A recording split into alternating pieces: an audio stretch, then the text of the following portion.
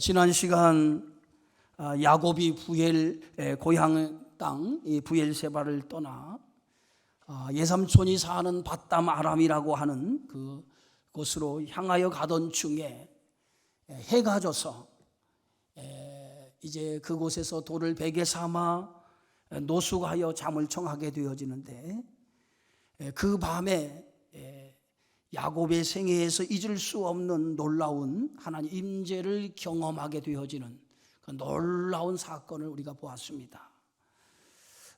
땅 위에 사닥다리가 서 있는데 그 꼭대기가 하늘에 닿았고, 하나님의 사자들이 그 위에서 오르락 내리락 하고, 또 그 맨 꼭대기 위에서 하나님의 말씀하신 음성을 야곱이 듣게 되어집니다. 내가 누워있는 땅을 내게 주고 내 자손이 땅에 티끌같이 많게 할 것이며 땅의 모든 족속이 너와 너로 말미암아 복을 받게 될 것이다 라고 하는 그러한 말씀이었습니다. 그리고 나서 하나님은 야곱에게 약속하시기를, 내가 너와 함께 하겠다. 어디로 가든지 너를 지키며 보호해 주겠다. 너를 이끌어 이 땅으로 돌아오게 하리라. 내가 허락한 약속을 다 이루기까지 내가 너를 떠나지 아니하리라. 이것이 야곱에게 보여준 하나님의 약속이고 하나님의 임재의 사건이었던 것입니다. 야곱은 꿈에서 생애 처음으로 하나님 임재를 경험하게 되어지죠. 이 임재의 경험은 야곱의 인생에 하나님의 그의 인생을 개입하시는 사건이었고, 그리고 이제부터 야곱의 인생 속에 하나님이 함께 하시겠다라고 하는 약속이며 보증이며 사인이었다라고 하는 것을 볼 수 있습니다.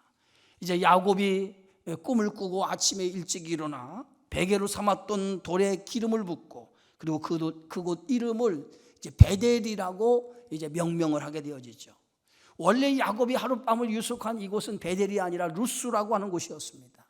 이 루스라고 하는 것은 원래 뜻이 분리라고 하는 뜻을 가지고 있는데, 야곱이 이 분리라고 하는 뜻을 가지고 있는 루스라고 하는 이 땅을 베델이라고 하는 이름으로 바꾸어 주었습니다. 이 베델이라고 하는 뜻은 우리가 잘 아는 것처럼 하나님의 집이라고 하는 뜻을 가지고 있는데, 야곱은 하나님의 임재를 경험하면서 이제부터 세상과 분리하고 이제 하나님의 집으로, 하나님의 사람으로 살겠다고 하는 신앙적 선언의 고백이 바로 그가 꿈을 꾸어 그곳의 이름을 베델로 바꾼 그러한 장소적인 의미라고 생각해 볼 수 있습니다. 이제 야곱은 베델을 떠나 예삼촌이 사는 밧담 아람으로 다시 길을 이제 재촉을 하여 떠나게 되어지죠. 그런데 야곱의 발걸음은 처음 고향 땅을 떠났던 발걸음과는 아주 차이가 나는 발걸음이었습니다. 그의 발걸음은 아주 가벼운 발걸음이었습니다. 오늘 창세기 29장 1절에 보니까 야곱이 길을 떠나 동방 사람의 땅에 이르렀다라고 성경은 말씀하고 있습니다. 개역 성경에 이 야곱의 길을 떠나 동방 사람의 땅에 이르렀다 이렇게 번역되고 있지만, 원문에 보면 야곱이 그의 발을 높이 들고 동방 사람의 땅에 이르렀, 이렇게 원문에는 기록이 되어져 있습니다. 이 발이 높이 들었다라고 하는 표현은 아주 야곱의 발걸음이 가벼웠다는 거예요. 이 가벼운 발걸음을 가지고 그가 목적지인 이 밧담 아람으로 향하게 되어졌다라고 하는 것입니다.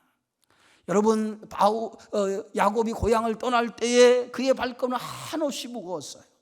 스스로 원해서 고향 땅을 떠난 것이 아니라 형의 진노를 피해 어쩔 수 없이 고향 땅을 떠날 수밖에 없는 걸음이었기 때문에 그의 걸음은 굉장히 무거운 발걸음이었습니다. 그런데 베델에서의 하룻밤, 그가 하룻밤을 그 베델에서 노숙하면서 하나님 임재를 경험했던 그 경험한 이후에 그의 발걸음은 하나님이 가볍게 해주셨다는 거예요. 내가 어디로 가든지 너와 함께 할 것이며 너를 떠나지 않을 것이며 내가 너를 보호해주고 반드시 이 땅으로 돌아오게 하리라고 하는 그 약속을 받고 그는 그 땅을 떠났기 때문에 이제 야곱의 발걸음은 한없이 가벼운 발걸음이었고, 그는 그 발걸음을 가지고 자신의 목적지인 그러한 밧담 아람으로 향해 가게 되어졌던 것을 보게 되어집니다. 주님과 함께하는 사람은 언제나 그의 발걸음이 가볍다라고 하는 거예요. 왜냐하면 주님이 언제나 그와 함께 하시기 때문입니다. 여러분의 인생의 길에 가는 그 걸음 속에는 하나님이 함께 하시기 때문에 언제나 여러분의 발걸음은 가벼운 발걸음이고, 그 걸음 속에 주님의 인도와 주의 보호와 주님의 이끄심이 있음을 믿으시기를 주의 이름으로 축원합니다. 이사야 40장의 말씀에 보면 피곤한 자에게는 능력을 주시며 무능한 자에게는 힘을 더하시나니 소년이라도 피곤하며 장정이라고도 넘어지고 쓰러지되 오직 여호와를 앙망하는 자에게는 새 힘을 주리니 독수리가 날개치며 올라간가 들 것이요 다른 박제라도 곤비하지 아니하겠고 걸어가도 피곤하지 아니하리라. 바로 하나님과 동행하는 사람은 바로 곤비치 아니하고 피곤치 아니하고 독수리가 날개침 같은 새 힘을 얻는 삶이 하나님과 동행하는 성도의 삶이 되어지는 줄 믿습니다. 우리가 찬송가 430장에 있는 말씀처럼 주와 같이 길 가는 것 즐거운 일 아닌가.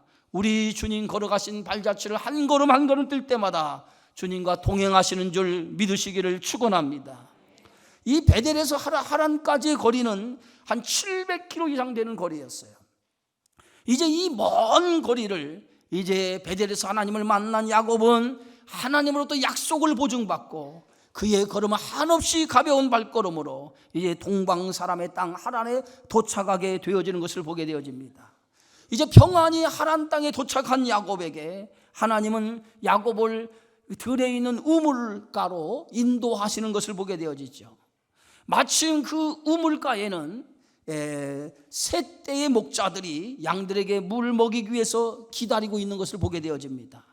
이 중동 지방이라고 하는 지방은 굉장히 더운 지역이에요. 그리고 그 지역은 비가 잘 오지 않습니다. 강수량이 아주 적어요. 그래서 굉장히 물이 귀한 지역이 이 중동의 지역입니다. 그래서 그들의 이 우물은 공동의 자산이기 때문에 굉장히 귀한 우물이라고 해서 마을 전체가 함께 우물을 관리하도록 되어져 있습니다.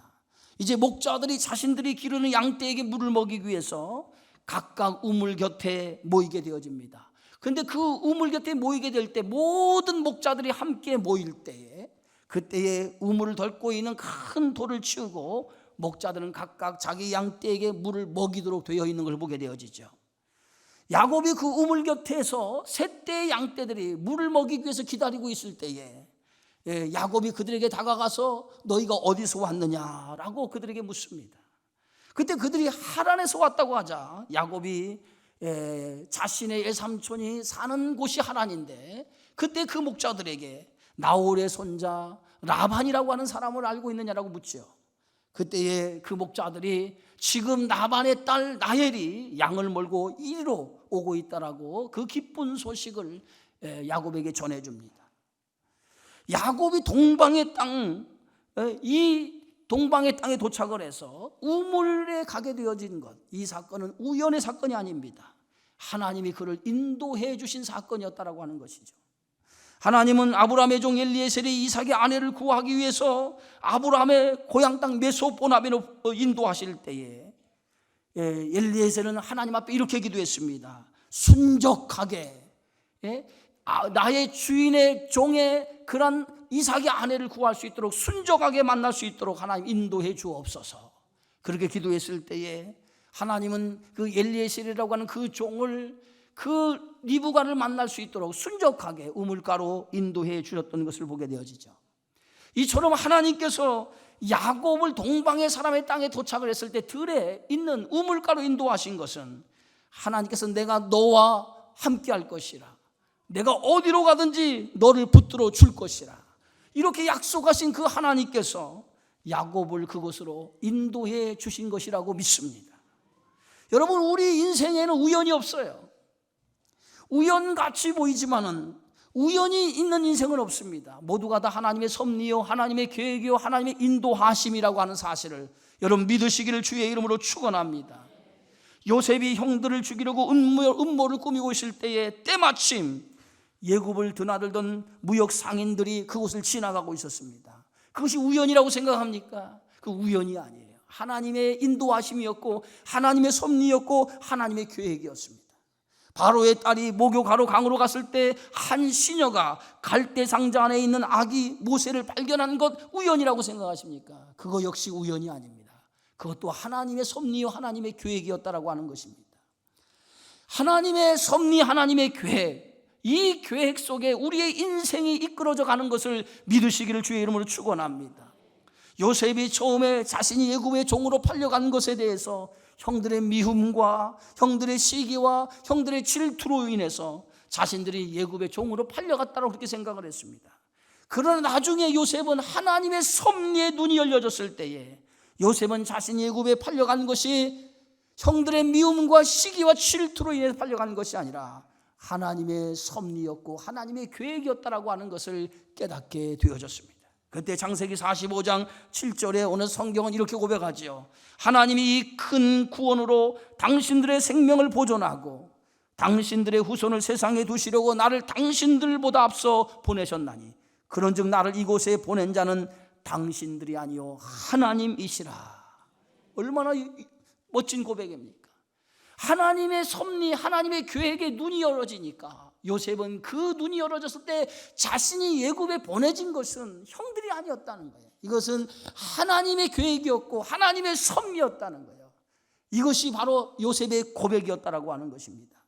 오늘 창세기 29장 10절에 보니까 이제 야곱이 이 예삼촌 라반의 딸 라헬과 그 예삼촌 양을 보고 나아가 이제 우물 아귀에서 돌을 옮기고 예삼촌 라반의 양떼에 물을 먹이고 그가 라헬에게 입 맞추고 소리내 울며 그에게 자기가 그의 아버지의 생질이요 누부가의 아들됨을 말하였다라고 말하고 있습니다. 이제 그곳에 우물에 도착한 야곱은 우연히 그곳에서 하나님의 인도하심 속에서 라반의 딸 라헬을 만나게 되어지죠. 그 라반의 라헬을 만남을 통해서 이제 라반에게 그 소식이 전해지고 결국은 이제 라반이 달려와서 야곱을 영접하고 안고 입 맞추고 그리고 야곱을 데리고 자기 집으로 가게 되어졌던 것을 봅니다. 이렇게 해서 먼 여행을 이제 하게 되어졌던 야곱에 드디어 이제 예삼촌 라반의 집에 정착하게 되어졌던 것을 이제 보게 되어지죠. 이제 야곱은 자신이 여기에 오게 된 모든 경위를 예삼촌에게 이제 설명을 하기 시작하고요. 예삼촌 라반은 야곱의 설명을 듣고 이렇게 고백합니다. 창세기 29장 14절에 보니까 너는 참으로 내 혈육이로다 하였더라. 그리고 이제 드디어 야곱과 함께 야곱은 예삼촌 그 집에 머물면서 생활을 하기 시작을 합니다. 한 달이 지납니다. 예삼촌 라반이 야곱에게 이제 한 가지를 제안을 하죠. 오늘 성경 말씀 창세기 29장 15절에 보니까 라반이 야곱에게 이르되 내가 비록 내 생질이나 어찌 그저 내 일을 하겠느냐 내 품삯을 어떻게 할지 내게 말하라. 한 달이 지나자마자 라반은 야곱에게 한 가지 제안을 합니다. 비록 네가 내 조카지만은 손님으로 남아있기 원하지 않는다. 이제 이곳에 머물면서 네가 일한 만큼 내가 품삯을 줄 테니 품삯을 정하자라고 제안을 합니다. 어떻게 보면 그 라반이 야곱을 생각하는 것처럼 이렇게 얘기하지만은 사실은 이 예삼촌 라반은 야곱을 이용해서 자신의 이익을 증대시키려고 했던 것을 보게 되어지죠. 이제 예삼촌 라반의 제안을 듣고 야곱은 스스로 결정합니다. 오늘 성경 말씀 보면 야곱이 라헬을 더 사랑함으로 대답하되 예삼촌의 작은 딸 라헬을 위하여 예삼촌에게 7년을 섬기리다. 예삼촌 라반의 제안에 야곱은 그 제안을 이렇게 받아들입니다. 이제 내가 예삼촌의 그 딸 가운데 라헬, 그 라헬을 나에게 주십시오. 대신 그 라헬을 얻는 대신 내가 7년을 예삼촌에게 섬기겠습니다. 품삯 대신 섬기겠습니다 라고 이렇게 예삼촌에게 그 제안에 답을 하게 되어지죠. 그때 라반이 이제 그 야곱이 제시한 그 제안을 듣고 이렇게 대답합니다. 창세기 29장 19절에 보니까 라반이 이르되 그를 내게 주는 것이 타인에게 주는 것보다 나으니 나와 함께 있으라. 라헬을 타인에게 주는 것보다 야곱에게 주는 것이 낫다. 그렇게 생각을 하고 여기 있으라 하고 결국은 야곱의 제안을 라반이 받아들이게 되어집니다. 이제 야곱은 예삼촌과 이제 거래를 하고 그 거래 속에서 이제 라헬이라고 하는 그 여자를 얻기 위해서 7년 동안 품삯 대신 예삼촌의 집을 섬기게 되어지죠.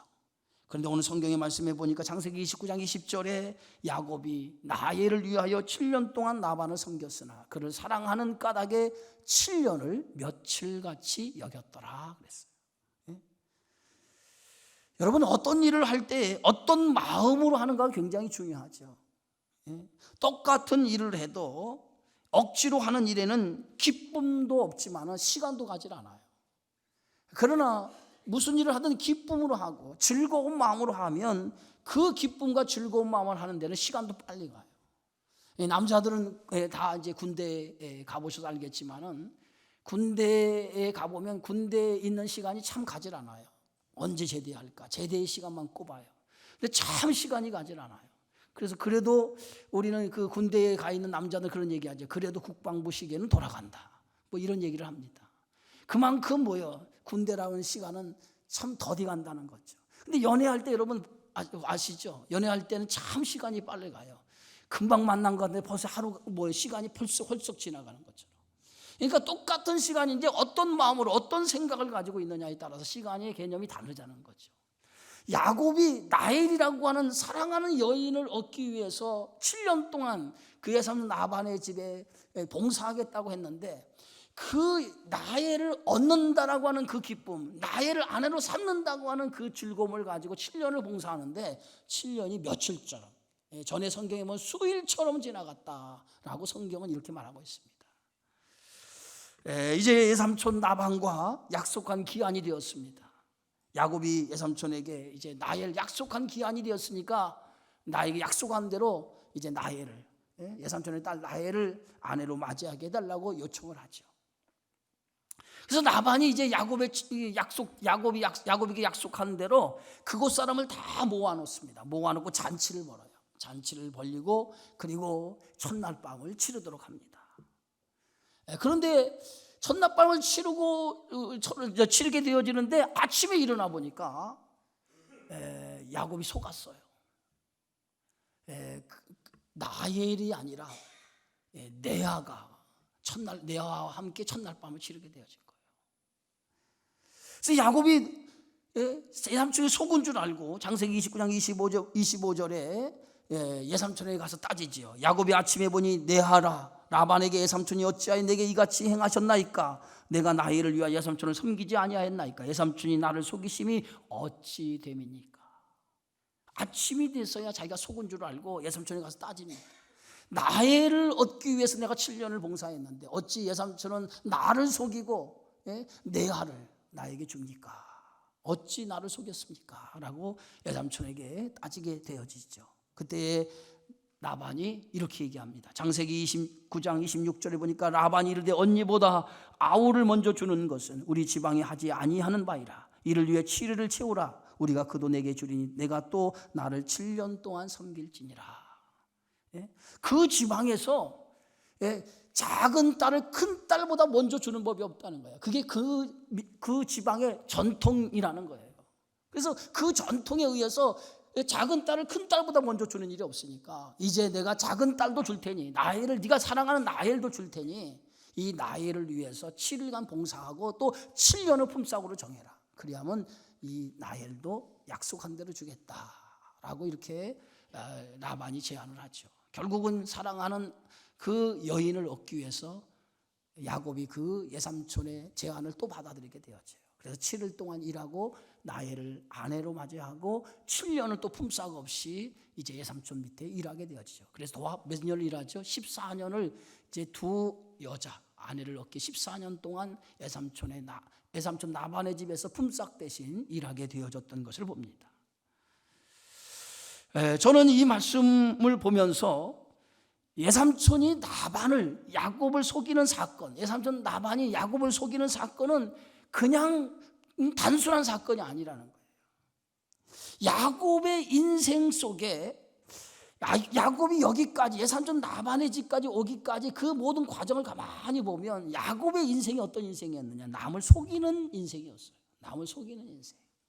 형을 속이고 아버지를 속이고 자기의 목적을 위해서 형을 속이고 아버지를 속이는, 이것이 야곱의 인생이었어요. 그런 야곱의 인생 속에 야곱이 누구로부터 속임을 당합니까? 이제 예삼촌으로부터 속임을 당하게 되어져요. 이것은 하나님께서 야곱의 인생 속에 개입하셔서 야곱이라고 하는 사람을 깨우쳐주는 하나의 사건이었다는 거예요. 야곱아, 너 지금까지 살아오면서 너는 어떻게 살아왔니? 너는 정직하게 살아왔니? 너 지금까지 여기까지 오기까지 너는 형을 속이고 아버지를 속이고 너의 인생 자체가 속이는 인생 아니었냐? 내 인생 자체가 남을 속이는 인생 아니었느냐? 그것을 예삼촌을 통해서 야곱을 깨닫게 해주셨다는 거예요. 언제나 하나님은 뭐예요? 우리가 잘못된 그것을 하나님은 돌이키기를 원하셔요. 그것이 하나님의 말씀인 줄 믿으시기를 바랍니다. 두 번째, 오늘 또한 말씀 속에서 보면 야곱은 인내하지를 못했어요. 야곱과 예서가 태어날 때 하나님은 그들의 운명을 그의 어머니 리브가에게 계시해 주었어요.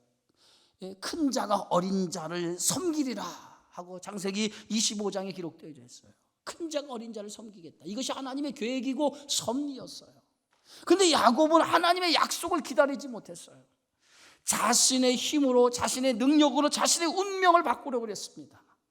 이것은 결국 하나님 말씀에 반한 행동이었던 것을 보게 되어지죠. 여러분, 신앙의 싸움은 인내에 인내, 얼마나 참고 견디느냐, 하나님의 약속을 믿고 얼마나 참고 견디느냐, 이것이 신앙의 싸움입니다. 그래서 이 신앙의 싸움, 인내를 잘해야만이 신앙의 궁극적인 승리를 가져올 수 있어요. 근데 하나님의 약속의 말씀을 믿지 못하면 궁극적인 승리하는 성도가 될 수 없어요. 그래서 히브리서 12장 1절에 고난받는 히브리인들에게 주시는 말씀 가운데 인내로서 우리 앞에 당한 믿음의 경주를 하라. 이것이 히브리 기자가 오늘 고난받는 히브리인들에게 주시는 말씀 아닙니까? 야곱은 인내하지를 못했어요.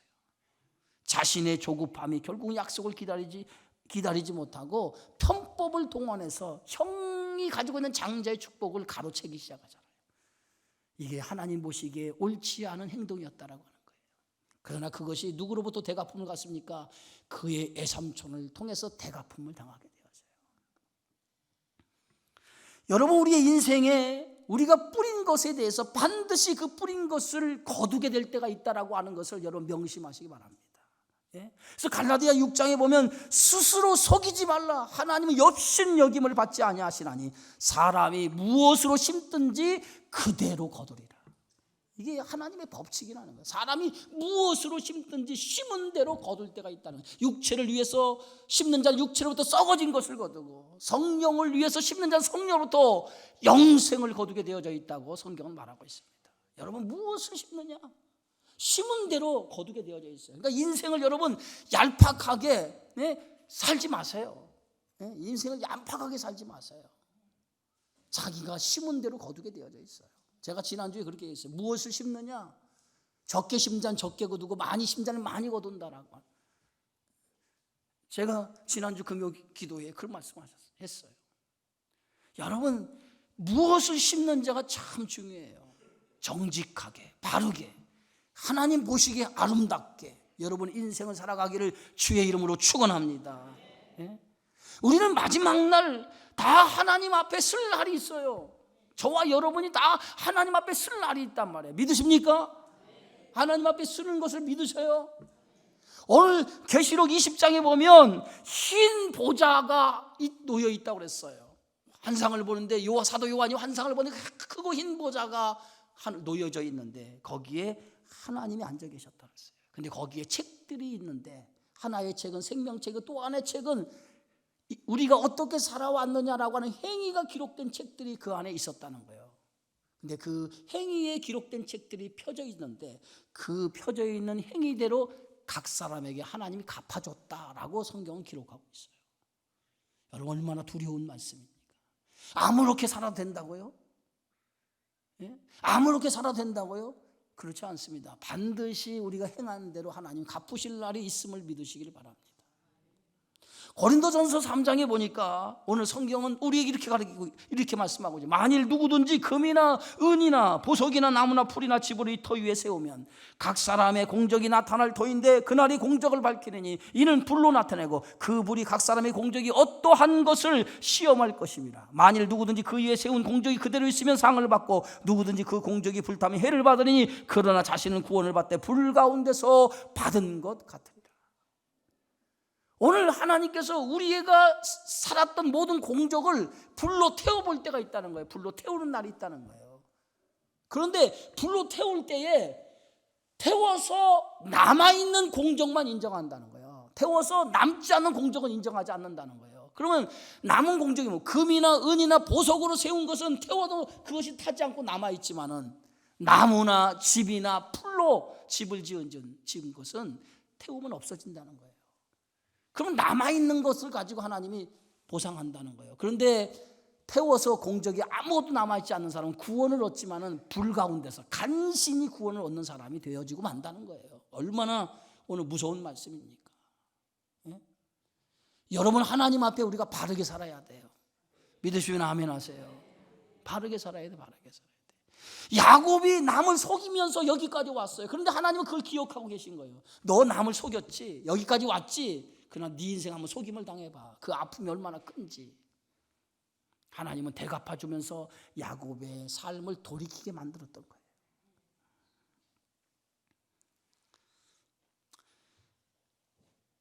야곱은 외삼촌에게 속아 레아와 라헬을 아내로 맞이하게 되어지죠. 그런데 성경 말씀을 보면 야곱이 라헬을 사랑하여 라고 하는 말이 계속해서 반복적으로 나와 있어요.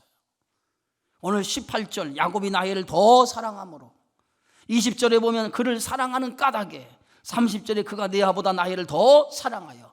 야곱이 라헬을 사랑하는 마음이 얼마나 큰지 성경은 계속해서 야곱이 라헬을 사랑했다, 더 사랑했다, 이렇게 성경은 계속해서 기록되어 있습니다. 그런데 반대로 생각해 봅시다. 라헬을 야곱이 이렇게 사랑했는데, 그렇다고 하면 레아는 같은 여자로서, 한 남자의 아내로서 사랑을 못 받는 레아의 아픔과 고통과 슬픔이 얼마나 컸겠냐.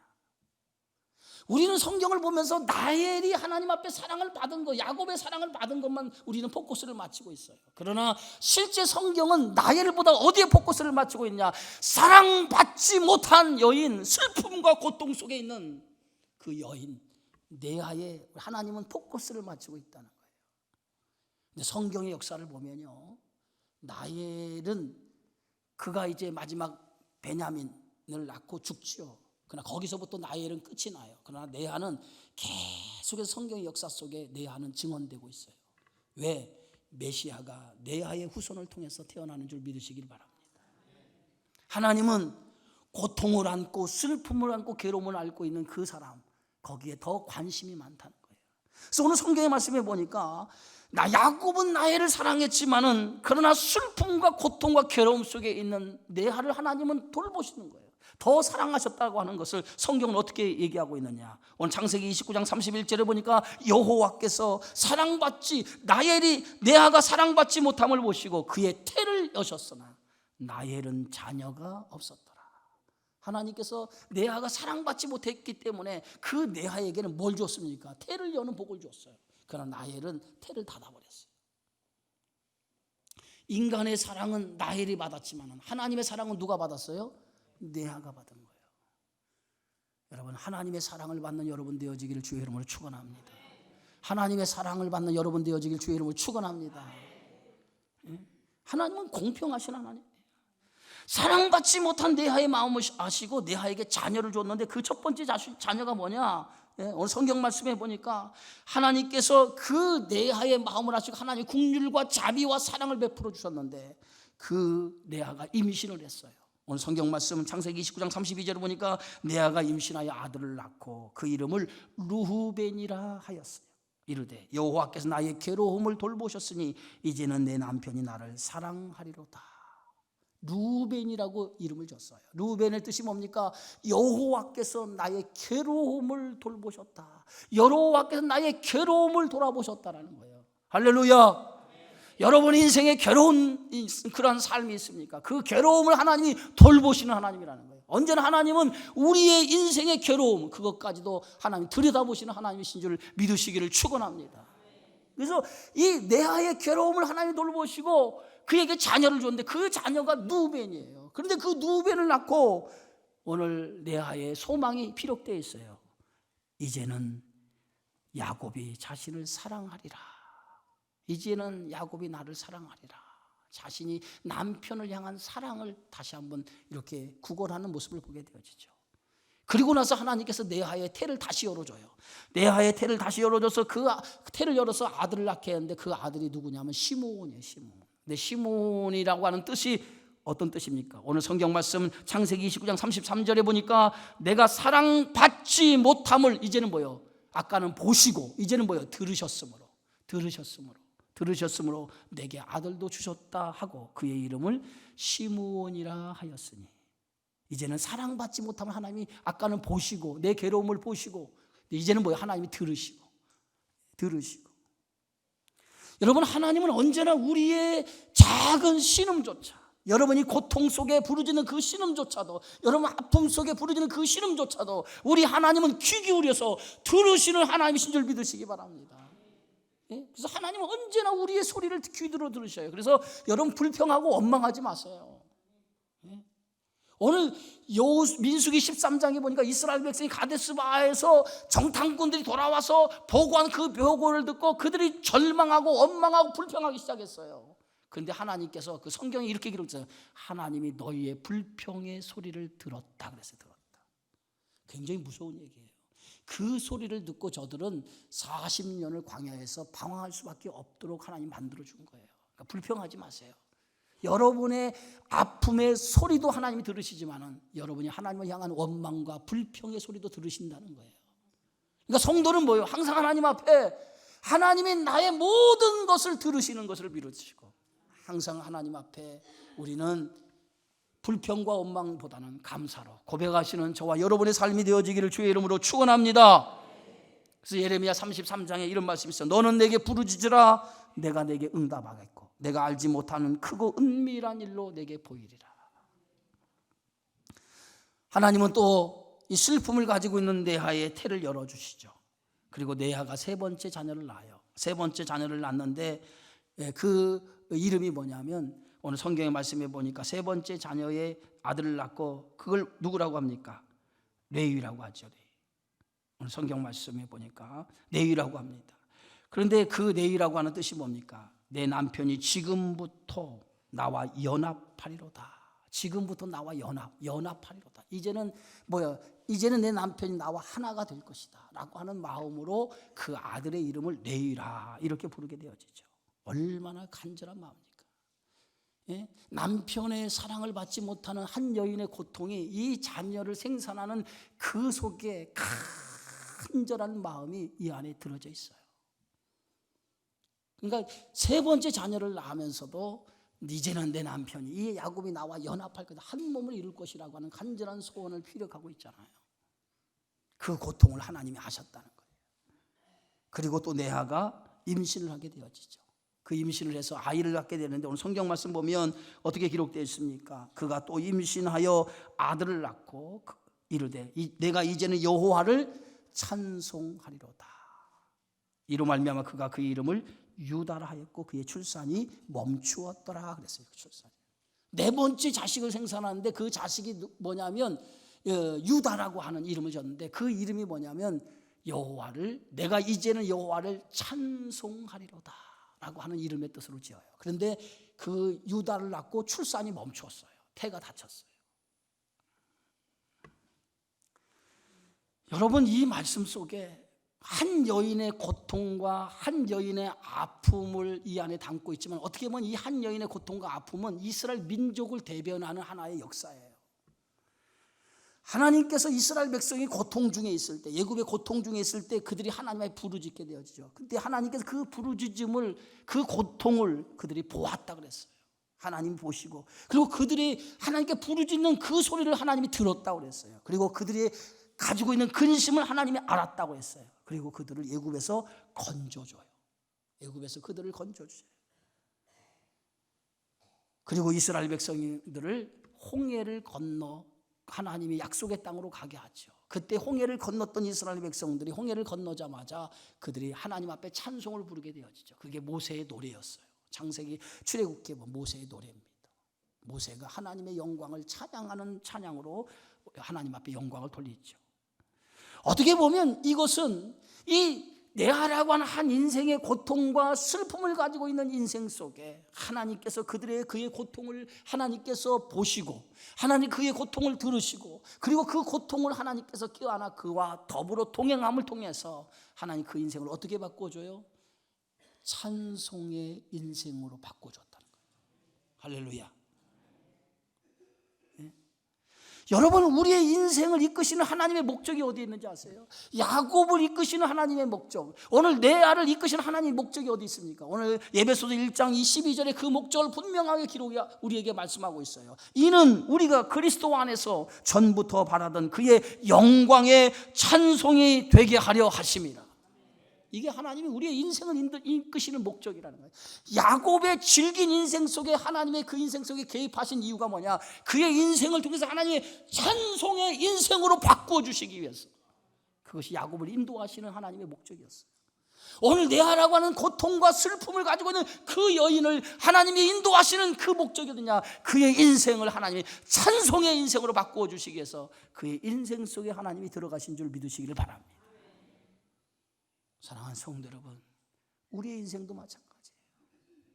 우리의 인생 속에 살아가는 고통과 괴로움과 슬픔, 즐기는 그런 잡초와 같은 야곱 같은 인생이라 할지라도 그 인생을 하나님은 찬송의 인생으로 바꾸어 주시기를 원하시는 줄 믿으시기 바랍니다. 오늘도 여러분 고통 중에 있습니까? 여러분의 인생이 여러분 괴로움 중에 있습니까?